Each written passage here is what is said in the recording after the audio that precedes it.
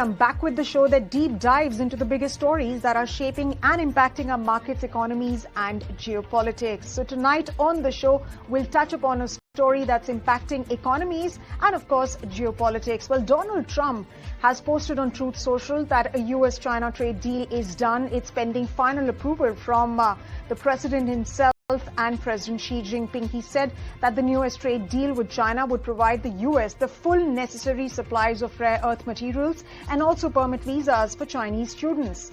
Now, he said that the United States gets 55% tariffs and China gets 10% tariffs. And adding to the details of the deal, Donald Trump said that he's working closely with the Chinese President Xi Jinping to open up China to American trade. He calls it a great win for both countries.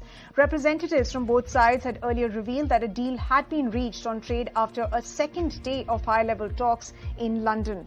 Remember, tensions soared and escalated after China imposed export restrictions on several rare earth elements and materials and magnets that are used by automotive, defense and aerospace segments. And to discuss more on this big story, I'm now joined by Dr. Vivek Mishra, Deputy Director, Strategic Studies Program, ORF. Mr. Mishra, thank you very much. All right, I'm told that we are also joined by Mr. Ashok Sajjanar, former ambassador. Thank you very much, gentlemen, for joining us here on ET. Now, first things first to you, Mr. Mishra. Now, we're given to understand that the framework for the deal will be implemented. It is still a work in progress. How quickly do you anticipate and expect the two sides to follow through so far as implementation is concerned, and what challenges do you expect? So I think, the broad contours of this deal will be done sooner than later, because I think increasingly in the Beltway, there were lineups of manufacturers telling Washington, the Oval Office, the kind of difficulties that they were facing, especially because of the magnets and semiconductors. These magnets are obviously very crucial to anything from fighter jets to missile technology to computers and so on and so forth. So I think the pinch was being felt by both sides. China did not want to blink first, and therefore it took marathon meetings from either side to really come to this breakthrough. And I think the follow-up will be very, very soon rather than later. Right. So the follow-up can be expected sooner rather than later. Ambassador Sajjanar, let me come to you. How does the outcome of this deal, these two-day talks, really look to you? Have these talks been able to resolve disagreements between the United States and China at a very essential and basic level? Thank you very much, Sumita. That is what it appears to be, because there were asks from both sides and there were gives from both sides. The United States was very keen on the magnets and the rare earth minerals, etc. And China had put a stop to that. And of course, as far as China is concerned, it wanted an access to the continued access to the US market. So I think both of them have been able to come to some sort of a mutually acceptable solution, the sort of things that was going on earlier when Trump had imposed 245% of tariffs on Chinese products. That is all gone. It's 55%. It is still much higher than what used to be there earlier on Chinese products. China has imposed 10%. But we'll really have to wait and see as to how far this goes. If I compare it to the deal that Trump was able to get in his first term, in January of 2020, I think that was a much better, more lucrative deal for America than it was for China. But here, of course, China also has had so much of control over the rare earths, which America needs. So I think they've been able to strike a decent bargain for themselves. Right, Ambassador Sajjanar. Let me come to you, Mr. Mishra. Now, Ambassador Sajjanar has brought about a very important point, that of rare earths. This was, of course, one of the key points that was discussed between both the sides. And this is essentially a segment that China has a stranglehold over, and that really threatens to cause supply chain disruptions. Given the fact that China has so much of control, how fragile is this, deal or this framework going to be?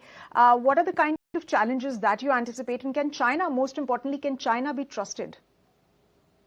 So I think, that question is equally valid with Donald Trump now. Can he be trusted with a lot of other things, from the rest of the country's perspective? Because there was always this question looming large, that what if a G2 is struck between US and China, and where do the supply chains then fall in the Indo-Pacific vis-a-vis the other interests of the other countries, particularly India?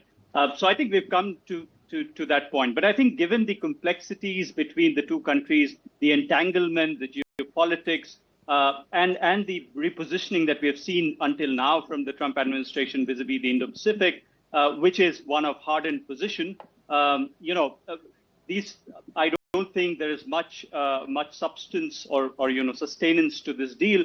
But we'll see how this goes forward. I think this was immediately done, one, to get the manufacturing back, right, and second, obviously, to get the students from Chinese universities not to be expelled. Right. Thanks, Mr. Mishra, for answering that question. Ambassador Sajjanar, how long-lived do you think, this deal or this understanding that both China and the United States have arrived at, this is going to be, given the fact that we've seen flip-flops both from the United States side and, of course, from the Chinese side as well? At least the United States has honored its part of the deal. However, China has gone back and it's imposed those restrictions on rare earth materials. So are these questions, when it comes to the longevity of the deal, the sustenance of the deal, are these questions valid? No, definitely these questions are valid, because I think if there is a pushback against China and China feels that that pushback is unbearable or unreasonable, then it can again go back on its commitments, because it knows that there are very few sources that the United States or any of the Western countries can turn to as far as the rare earth minerals are concerned. It controls 70 to 90% of most of these right, rare earth minerals. So, that is a problem. But to me, you mentioned, Sumita, also geopolitics. So that could have a very serious impact on what America, how it conducts itself as far as Taiwan is concerned, and as far as activities of China in the South China Sea are concerned. Yes. And particularly because, Trump has been sending very mixed signals as far as China is concerned since the time he came to power. And so whether it is South China Sea or Taiwan, so, and the Quad, the future of the Quad, it puts a very big question mark on all these aspects. Absolutely. Absolutely, Sajjanar. Let me ask you one more question before I go on to Mr. Mishra. And this essentially is about, how China is being very assertive for strategic influence via rare earth materials and holding a chokehold over that segment. What do you think China's strategy is going to be when it comes to dealing with India? Because this is a concern that Indian industry bodies have also been raising with the government. There is, of course, an involvement of the MEA, the Commerce Ministry, and the Ministry of Heavy Industries. How do you think China is looking at resolving this issue when it comes to India? Oh, it will not give an inch. I think it will demand its pound of flesh and more as far as India is concerned. And so I think we really have to be, and I know that India are, government ministries, they have been, looking around, they have been scurrying to see where they can get these requirements from, even as far as Central Asia is concerned, South America is concerned, Argentina. So, we've been looking at all these places, sources of supply. Of course, the amounts that are present are not very significant, but still, what India's requirements are, definitely they are not also of the same magnitude as of some of the other, countries in the West. So India has been trying that, but we cannot expect any slack from China. They will demand absolutely the moon as far as they are concerned. Right. So a difficult road ahead so far as getting these approvals from the Chinese side, the Chinese Commerce Ministry is concerned. One final word from you, Mr. Mishra. How soon do you expect these approvals to come about? A delegation was supposed to travel to China last week. That hasn't really happened. They're looking for a diplomatic solution. How soon do you think, in your understanding, that should happen?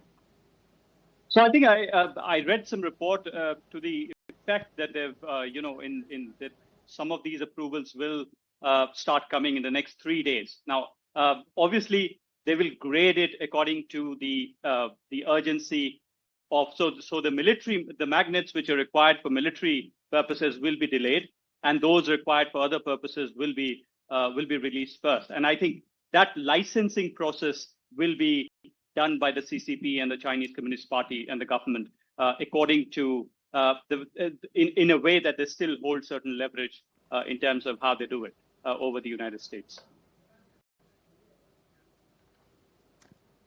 Right, a very optimistic note to end this conversation on, Mr. Mishra, that these approvals for the Indian side as well should come within the next 3 or 4 days. That's essentially what the Indian side has also been expecting, given the impact that we've seen on the auto sector in particular. Well, on that note, thank you very much, gentlemen, for joining us on this important story that we're tracking here on ET Now. Thank you very much once again for taking the time out. Thank you, Sumita. Thank you.